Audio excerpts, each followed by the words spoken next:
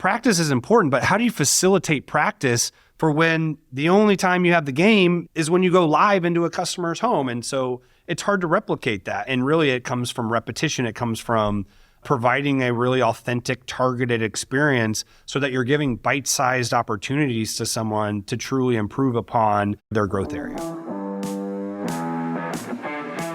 Chad Peterman here, and you are listening to Can't Stop the Growth, a platform for leaders and teams to grow and thrive. We highlight the importance of personal development, pursuing greatness, and always chasing your potential. Let's get into it. Hello and welcome to another episode of Can't Stop the Growth. I'm your host, Chad Peterman, and today we have a very special guest on the show. He is on our team here at Peterman Brothers, heads up all of our training and development. That includes our Top Tech Academy, our ongoing training, all kinds of things, training and development. As we enter a new year, 2024, and I think the overwhelming consensus is that 2024 is going to be a lot like this past year. It's going to be tougher. We're going to have to figure out how to get better with each call because gaining new calls may be tougher. And so how do we become more efficient? And I think that ultimately starts with training and development. So without further ado, we'd like to welcome Andrew Hasty, the Director of Training and Development here at Peterman Brothers. Welcome to the podcast. Awesome. Thanks. What an introduction. Wow. Thank you. Exciting stuff. Where do we want to start? Absolutely. Well, I think it would be wise to start with a little bit of your background because you don't come from the trades. Frankly, I wouldn't trust you with a screwdriver. But when it comes to training and development, you have taught me an enormous amount just a little over a year that you've been here. So give the listeners a little bit of your background and how it relates to training and development. Oh, sure. I come from a line of teachers. So my mom and dad actually met as high school teachers on the east side of Indianapolis. And learning and curiosity has just always been a part of my life. I thought I was going to go the route of being a doctor because, that's what most middle-class suburban moms want from their sons, right? As they're going to grow up and be doctors. And I actually got involved in a program called Teach for America, which, really the mantra of TFA is that your zip code shouldn't dictate your educational destiny, right? And so what they do is they recruit folks mostly out of college to go and serve in under-resourced communities throughout the United States for 2 years. So I ended up doing that for 7 years as a teacher, as a principal, as an academic coach. And that's really what built the foundation for me of education. I got my master's degree in New York City. And everything I've done since always had this fabric of learning and development attached to it. So it's taken on from different industries, from sales to private staffing, and it has all kind of coalesced in my time here at Peterman. So it's been exciting to bring it all together. Yeah, absolutely. And as I said, I think having you here for the past year, I know that I've learned a ton about what it means to actually train and develop people. For so long, we thought it's just give them a sheet with some bullet points and they'll pick it up and regurgitate it. And what we've learned is that's not the proper way to do it. Not that we were doing anything wrong. It wasn't that we were giving them the wrong information. It was just how it was delivered. So obviously our training department has evolved and developed and different things like that. Why don't you give a quick overview of what our training and development department looks like, kind of the pieces of the puzzle that we currently have? Absolutely. Would it be okay if I talked a little bit about the philosophy and the structure? Because I think that's a really good point that you bring up. I think as it pertains to learning, let's just call it simply that, right? It does start with a mindset. And I think a lot about like the growth mindset, which is a great book from Carol Dweck, PhD psychologist out there in Stanford. And so I think you have to embrace the mindset that failure is a step in the process of learning and growth. And so there's the mindset piece and then there's the execution piece. And I think you're completely right. I think especially in industries like ours where training and development hasn't been so ingrained, the mindset there is if we get them in a room and we regurgitate an SOP or talk at a group of people, then they're trained up, they learned. And that's not really the case. And even the way we learned when we were in school, that's pedagogy, right? Those are instructional practices that you use with children. Last time I checked, we don't have any children on staff, right? These are adults, and adults learn differently, have different learning modalities, and it's more about andragogy. And so it's how do you facilitate an environment that allows people to fail and be successful? So I think that the philosophy is really important. In terms of the structure, I can speak a little bit to the evolution of it too. I think one of the hardest parts that we've had to overcome as a training department is we established our Top Tech Training Academy just over 3 years ago. And, that was a great idea on your part. Props to you. And a big shout out to Danny, who heads up that part of our program, which is how do you provide organic pipelines to attract skilled laborers, right? And get ahead of this labor shortage in the trades. And what we've really come to find out is Top Tech's great for getting people into the trades, but we want to really focus on getting them to and through the trades. And so when you look at the structure of how we've evolved at Peterman Brothers, we're really looking at it as field professionals are asked to do so much, from interacting with their CRM and Service Titan to having a conversation with the customer and following a process to then actually like doing their job, their technical skills. So what we've really done is split our training department in the direction we're moving. There's this technical component where you need to teach to the knowledge and skill sets and the different competencies that someone needs to be successful. And then there's also this process side. And so what we're really heading up is how do you ensure that you're targeting training based on those skills and bringing the right folks in for the right training. And then at the same time, targeting folks that need help with processes, that need help with Service Titan, and then giving them really scaffolded support. So on our team, we have that one side that's headed up with former trades folks who are our instructors and really teach to those targeted technical skills. And then we have a process side that teaches our own in-home process. And we're really in the beginning stages of something that's really exciting, which is providing call-by-call coaching and actually teaching to the process and giving detached incentive to coaches to go in and really help people level up in their skill sets. I think that's extremely important. As I said, being in the trades for so long, and there's a number of people doing a lot of amazing things out there with training and building schools and so on and so forth. To me, I look at this as the next evolution, as you pointed out, of how do we introduce people to the trades, give them the skills, make them feel comfortable in front of a furnace, in front of a water heater, what have you. I think that next step is really what we're focused on right now, and that's direct field support. And what does ongoing support and training look like for a field professional that's out there running calls, as opposed to, they have their weekly service meeting where we cover process, procedure, issues, different stuff like that. How are we looking to provide that ongoing training and support real time? Yeah, that's a really good question. So there's, I think, two really important facets to this. I think when you look at training programs in this industry and similar ones, training is like this siloed thing that's on the outskirts, and it is like a mix and match. You just sprinkle it in from time to time. And for it to be successful, you have to have an integrated program. And really what that means is there has to be a high level of communication and collaboration between not only the training department, but the training department and the rest of the company, your field supervisors, your service line managers. All these different folks are really involved in the training and development. And I think first step is identifying who's responsible for what, but ensuring that there's these open lines of communication. So I think, again, like for training to be successful, it has to be integrated. And I think the other piece is there's this thing called the Kirkpatrick model, and it's a great baseline to kind of assess the success. And so a lot of folks kind of stick in that like tier one level, which is the reaction to a training. One of our staff members who leads up our instructional design team, Maggie, she likes to say that, training is an event and learning is a process. And so we're really good for a long time at that tier one, which is like, what's the reaction? Are people engaged in the training? Did they like it? And that's all like fine and dandy and everything, but that's not actually what's going to move the needle. That's not pulling any levers, right? And so after you get from the reaction place, you get into the actual learning. What are the learning objectives? How am I assessing if people are walking away with it?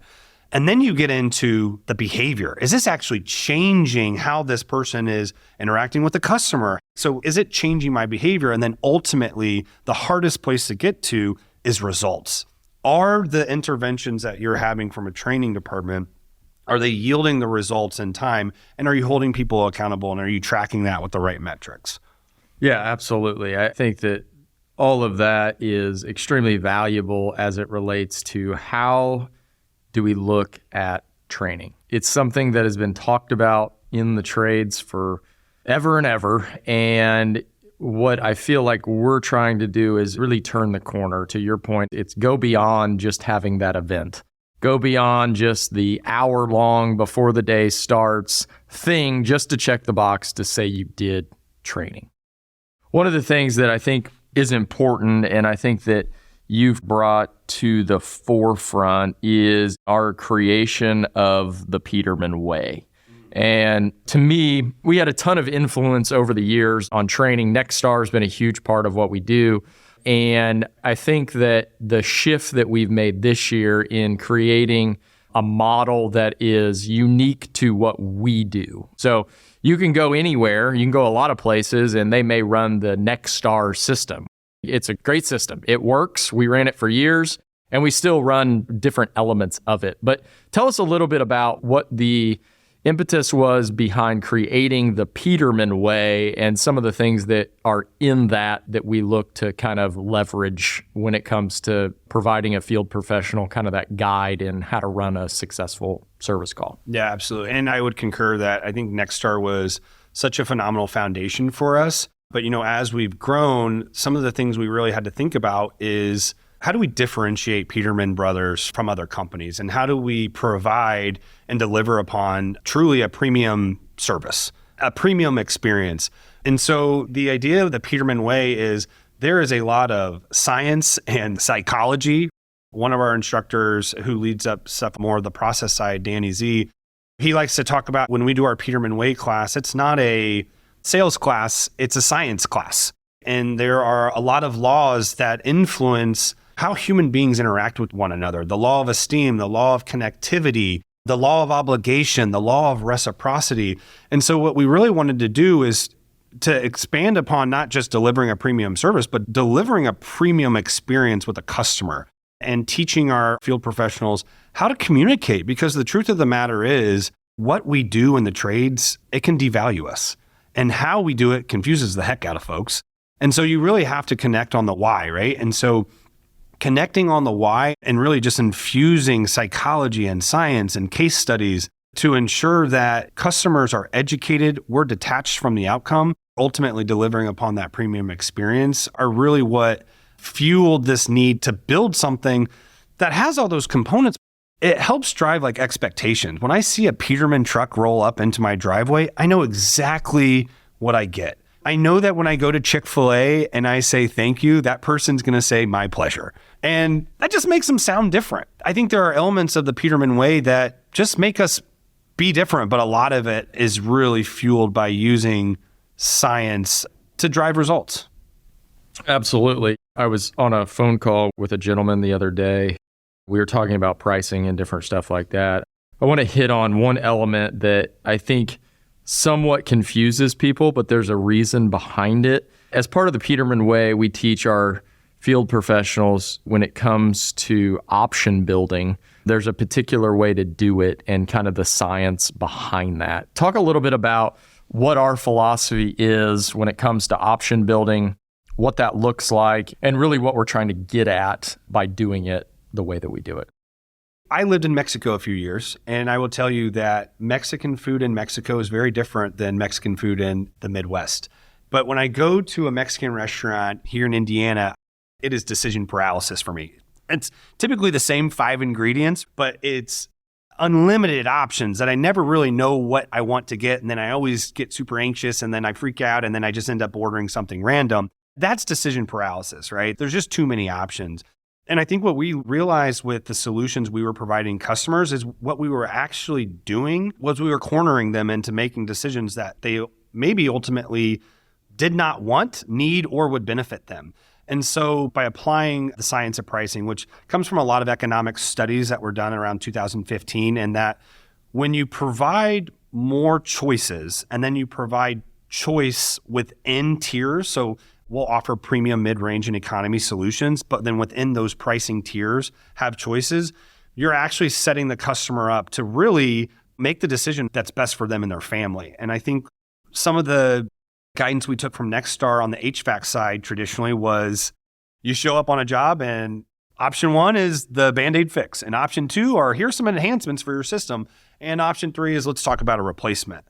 is that really all we can do for a customer? And so I think by applying the science of pricing and giving and empowering our customers with choice, they're able to pick the solution that works best for them. And then they then own that decision.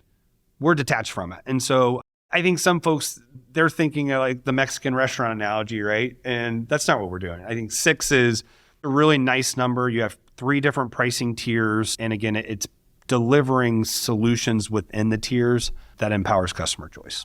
Yeah. I have to thank you because now I'm going to get anxiety the next time I go to a Mexican restaurant. I've never thought about it like that, but that makes perfect sense. Yeah. There's a lot of options on there, and yeah, they all look very similar, and there's a lot to choose from. So I appreciate that. Shout out to Bob Hasty and the folks at Mi Jefe. He always just goes wet burrito every time. Bob getting a lot of airtime here today, which is great. I'm sure Marilyn, your mother, is still fairly disappointed that her doctor is working in the trades. So may make one of the ultimate career changes in going from the trades to being a physician, potentially. So we'll see how that goes. One of the other things I wanted you to talk about, because I think it's been a really big learning for us this year, I think one of the hot topics out in the trades is this concept of call-by-call coaching. You mentioned it earlier, and how that interacts and how that supports a technician. And I think that we learned a lot this year from Service MVP, Joe Crisera, do an amazing job with all of their stuff. And I think one of the things is, again, like Nexstar, we've taken kind of the learnings from them, which are a ton, and then we've made some slight modifications to make it our own so that it works within our system. And I think that's one thing that listeners can have confidence knowing is that you can tailor this stuff to how it works for you. So if you don't mind, give me a little bit of background on how we've evolved and where we've evolved to as it relates to providing support to field professionals that are out in the field in selling systems versus coaching versus how are we looking at that whole thing? So I think first, and I think a lot of managers out there will really appreciate it, they have a lot on their plates. And so I think ultimately the impetus there and a lot of the inspiration was, how do we remove some of the burden of support from managers so that they can focus on the things that really do move the needle, having one-on-ones, being out in the field, doing targeted on-the-job training, elements like that. And so what we decided was, how can we provide real, virtual, scaffolded support to our folks out in the field? And that was the establishment of the call-by-call program to allow field professionals to call in based upon their trade and get a lot of support as it pertained mostly to the process. But one of the beautiful things about how we set it up was a lot of those coaches had technical experience in those fields as well. And so it really was, I think, a great pairing. So when you're a field professional and you can't get a hold of a field supervisor, you can't get a hold of a global tech support or your manager, it's just knowing that you had built a relationship with someone that you were going to get a response from gave a lot of folks peace of mind. In that process, we realized ultimately that leading our coaches, they were following the money because there's a sales component of working with the customer. And ultimately what we realized is what we had built is 2 different divisions, right? There's the sales side of it and helping our field professionals construct options and making sure that according to the science of pricing that we were doing right by our customers and guiding them through that process. But there was also this true coaching side of it. And what we realized is sales and coaching is coaching. And coaching, it needs to be, just as we say, we're detached from the buying decision that a customer makes, well, a coach needs to be detached from that situation as well. They can't be motivated by revenue generation, right? It has to be strictly through the passion of supporting their teammates. And so by splitting those 2 and creating this dedicated field support that you mentioned earlier and putting that under the training department, you have an unbiased group whose sole purpose is to not only provide specialized support, but also we can be really targeted about who. So if you're a new hire and you go through our training, it's kind of like, orientation's awesome. Here's the Peterman Way training. You're going to ride in a truck for a minute and then good luck. And so it's like, what does that 30, 60, 90 feedback loop cycle look like? And how are we having touch points along the way to set up new people for success? And then also when someone's struggling, we've traditionally said we got to coach people up or we got to coach them out. If it's not a good fit, well, what does coaching them up look like? And what sort of prescription are we adhering to ensure that we're giving people the support that they need to meet them where they are and allow them to be successful in their role and support the trajectory that they want to follow in terms of their careers? And so that's where the call-by-call coaching model has gone. And I think that it's really in its infancy in terms of that split, but it's really exciting. And I think it's going to have such a monumental shift in the field in terms of knowing that's a reality, but there's also a coaching and development piece that we're going to be providing support. Yeah, absolutely. I think you hit the nail on the head. I was meeting with our HVAC maintenance folks this morning and just really kind of going over, as it gets to the end of the year, State of the Union, here's where we are, here's where we're going. These are some of the things we messed up this year. This is how we're going to fix them, and so on and so forth. And the one thing I did ask them as it relates to what you just talked about was most of our maintenance field professionals are top tech students. So they spent 10 weeks in our top tech training. They did ride-alongs, they did lab work, they did classroom work. And then eventually they were sent out on their first ever call. I asked the question, I said, did anyone have any anxiety? And I had head shaking, going, hell yeah. And I said, okay, good. We're going to try to solve for that. And I think that it's really looking at the evolution of onboarding and what it means to set people up for success. It used to be, and I've told many people this, we used to do it always wrong. Like, hey, Billy, welcome to the team. This is Jerry. You're going to ride with him for a couple of weeks, and Jerry will let us know when you're ready to go out on your own. And we'd get feedback from, hey, this guy's ready to go. He's ready to rock and roll. And thinking back on it, it's like, was he ready? We didn't even give them anything to look at. And then we evolved into onboarding is 3 weeks. And then we looked at it as, well, in 3 weeks, can we prepare somebody and are we giving them enough support to be successful out there? Or is there still a lot of anxiety around what am I supposed to do? How do I do it correctly? I don't want to mess up. I want to provide good service. And I think this DFS concept that we're developing and rolling out is essentially extending that, like having someone by their side so that if they have questions, they're not frantically searching around trying to find an answer or just making up something or trying to figure out on their own. They have someone that is dedicated to supporting them. And I think that's extremely important. Yeah. Have you ever bought something like a clothing item and it was like one size fits all? Whenever I saw a hat that it's one size fits all, I'm always like, darn, that's probably not going to work out. And I think that the opposite of what you're describing is what a lot of folks do. It's a one size fits all approach to the training and development of your team. And you can't do that. You've already invested all the time, money, and resources into attaining this person. And so now you have to meet them where they are in their trajectory and coach them along the way. And I think if you apply this framework of like, we're going to treat everyone the same. Well, that's not equity, right? Equity is meeting people where they're at and providing them the scaffolded support they need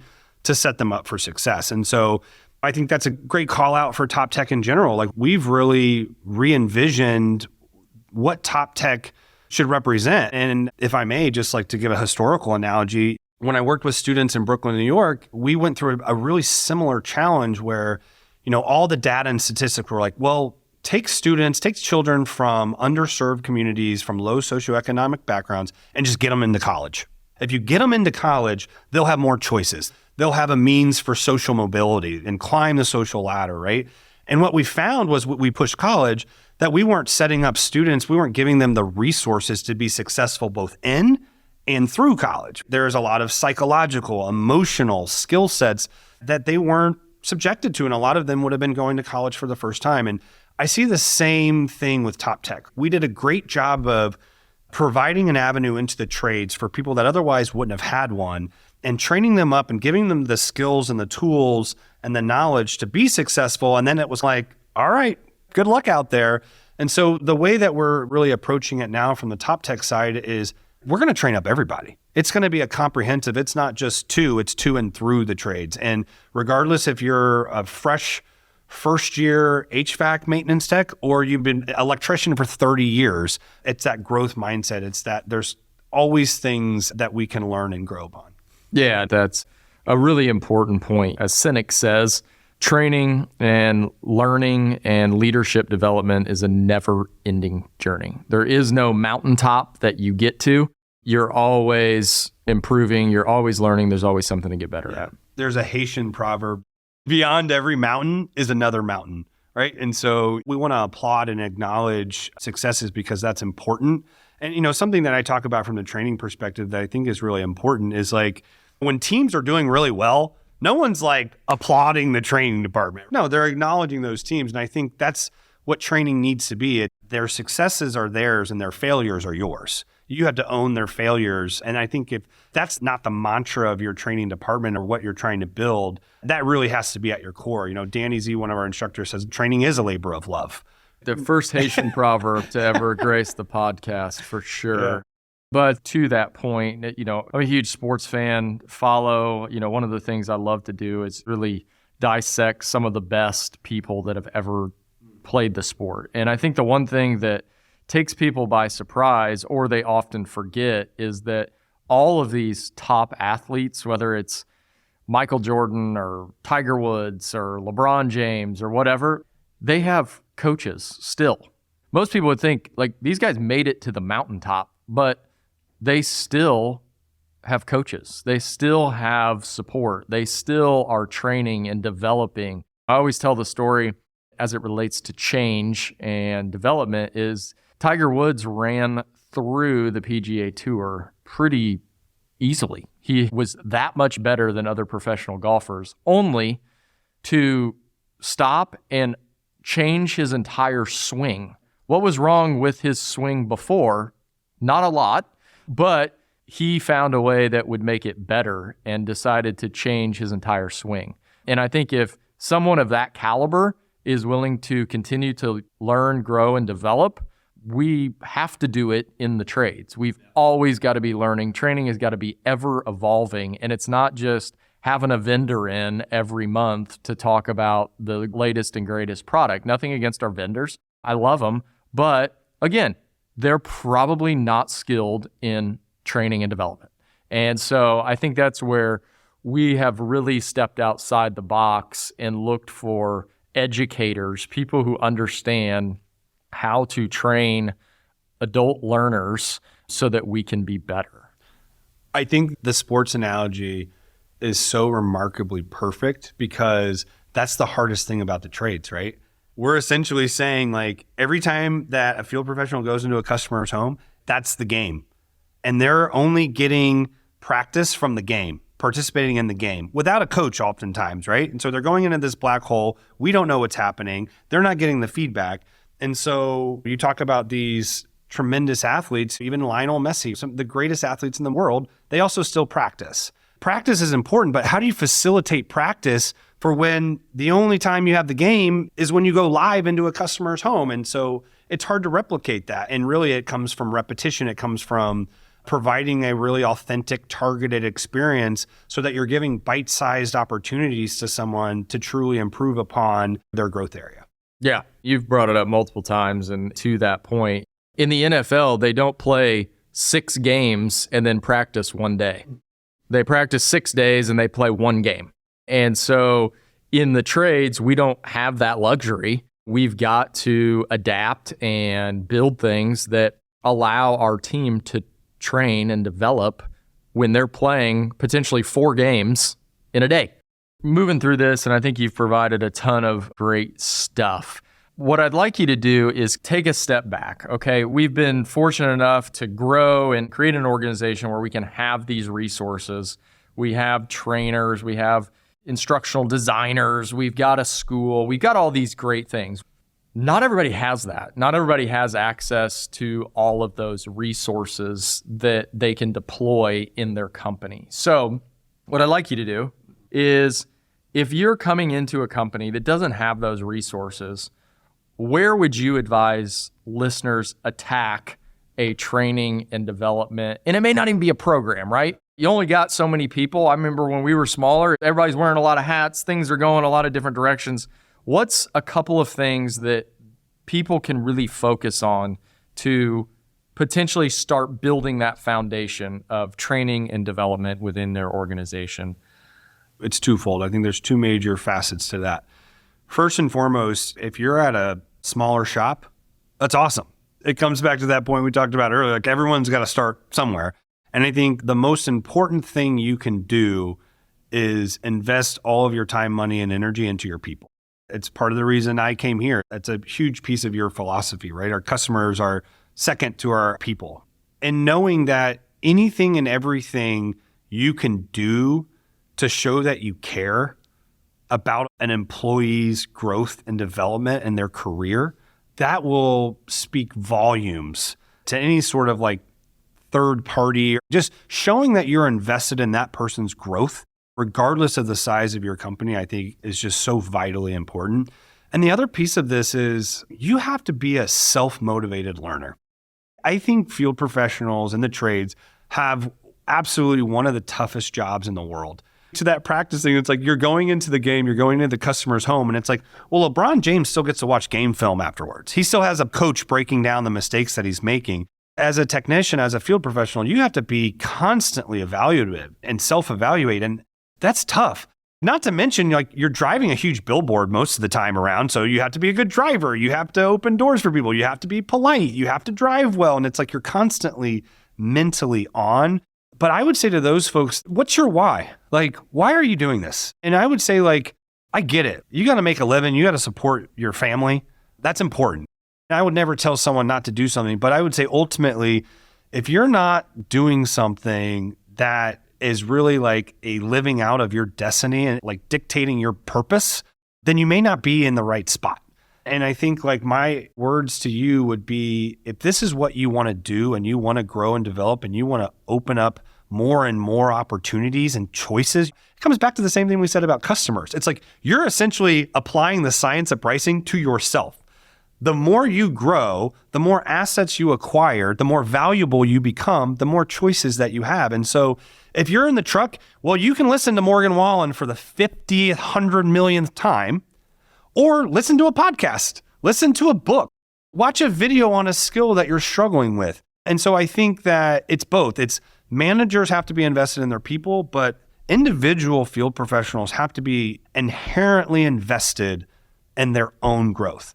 And I would seize every stinking opportunity I had in every moment and start small.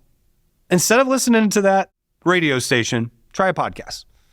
Instead of watching TikTok and scrolling through for 45 minutes, check out some learning and development videos on YouTube that, you know, is a skill or an area that you're struggling. So you have to be self-motivated. Yeah, I think there's a lot of great advice in that. And, you know, I was just having a conversation this morning with one of our install field supervisors, who's a guy who's been with us for a while. He actually came in as a apprentice and worked his way all the way up to a field supervisor. Couldn't be happier for the guy. And he pulled me aside and said, "Hey, I got a question for you. Like, do you got any recommendations on like books I should read or like podcasts I should listen to?" I was talking to one of our new branch managers, James is his name. And James says, "I was talking to him and I found out he's only a couple months older than me and he knows a heck of a lot more than me." He's like, "I've been missing out." And I go, "You're good." I go, "The best place and time to start is now." So we traded a few podcasts back and forth, put them in the right direction. But I think the most important thing, and I say this from looking back on when I first started, and it goes right along with what you said, is in order to get people to start thinking like that, if you want your field professionals looking at podcasts and watching videos and everything, it starts with you. So are you the leader that is continuing to learn? Are you setting the example? Are you setting that curve as to what the culture is in your company? If you think everything on this would be great to have as a leader of your company, are you investing in yourself? One of our values here at Peterman Brothers is lead yourself. It's very difficult to lead anybody if you are not leading yourself. And so one of the reasons we do this podcast is because I think it's extremely important for our team to see that I'm still actively learning. I'm still actively growing. I mean, even in this conversation, I've got like 3 things written down of things that I can do a little bit better. And failing. It's okay to do that. And I think from a training and development program, it starts with exactly what you said. You may not have all the resources that we have. You may not have someone who has an educational background like Andrew does. That's okay, because you're smaller now. You've got an advantage in that you may only have to train 5 techs. We've got to train 400. So if you've only got to train 5, what do those actions that you need to be doing on a daily basis look like? Is it meeting with one tech every day of the week and finding out where they're struggling and finding out how you can help them? And that takes an hour, maybe.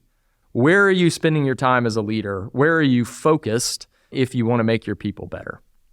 As we kind of wrap up here, I think there's a ton of great stuff there. If you have questions about what it is that we're doing and different things like that, we'll have links within the show notes about our upcoming tours. So we do tours every other month here at Peterman Brothers. You can come in. Andrew does a whole presentation on our training and development program. We have people from all different areas of the business. So if you want to do any of that, feel free to reach out. Feel free to reach out to me, and I can connect you with the right people here in our organization.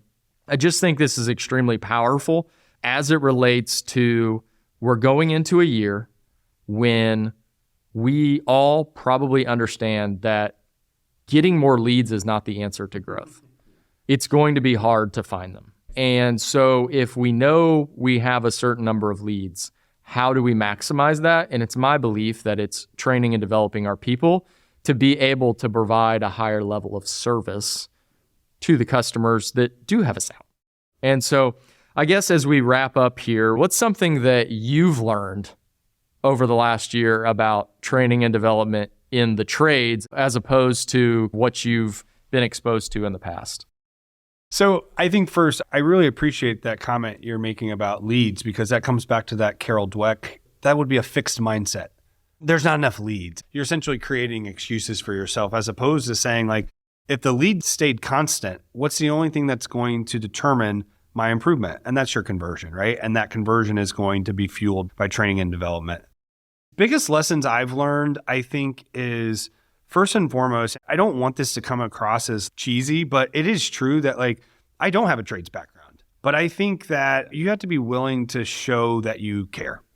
You're willing to do things for them to demonstrate that level of care. But I think ultimately, one of the biggest learning moments for me is really embracing that quote I said earlier from our instructional designer, which is training is an event.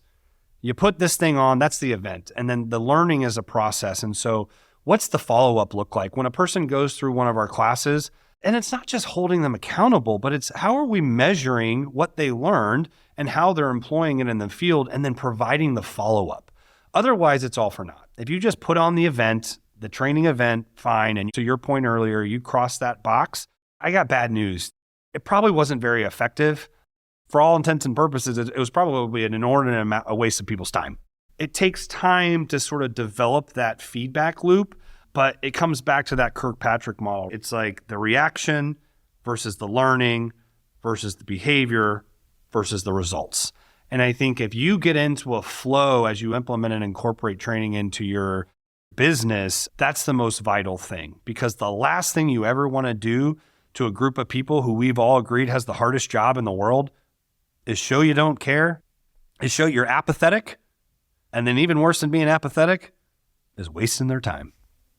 I think that's a great way to kind of wrap this up. And what you said, I 100% agree with. And I think that if you are out there and struggling, if you are out there and having a tough time and wondering where's the light at the end of the tunnel, what I will tell you and what I've learned in the last 12 years that I've been in the trades and doing this is your best path forward is over-indexing in care and compassion for your team.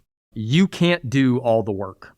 If you don't care about your people, if you don't show them compassion and empathy, then you're just going to be a one-man band, because no one wants to work at a place that no one cares for them. I don't want to work at that place. If our people didn't care about me, like, this would be kind of a crappy place to come to.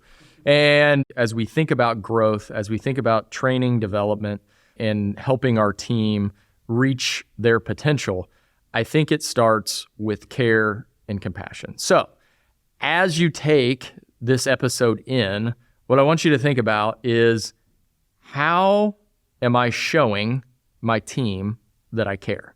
Training and development is one piece. You don't need to go build a school tomorrow. You don't need to start building out a massive training team. What you really need to do is start with care and compassion. And once you have the buy-in of your people, then you can start to really develop all of those resources. That was another big learning moment for us. And I think to your point about showing that you care and over-indexing in that is, you can't just say you care about their trajectory and their future without actually establishing guidelines to getting there. And so another really key takeaway and learning for me was, we have to build out passive progression. It's something that we've talked about at this company for over the year that I've been here, is really putting benchmarks that are based on skills and competencies so that managers have hard skills and knowledge that they can be looking at to help people level up. And then as a field professional, I now have sort of a runway into what it is I need to do to set myself up for success. And now it's not this subjective thing, right?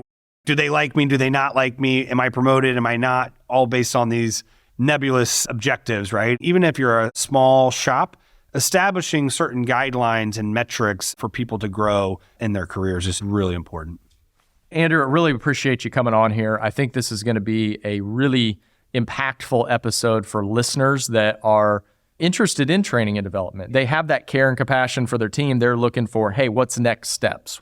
A lot of what he talked about today are those next steps, and really starting with the philosophy behind training and what we're doing and some of the different ideas that we have. Again, take this, use it, reach out if you have questions.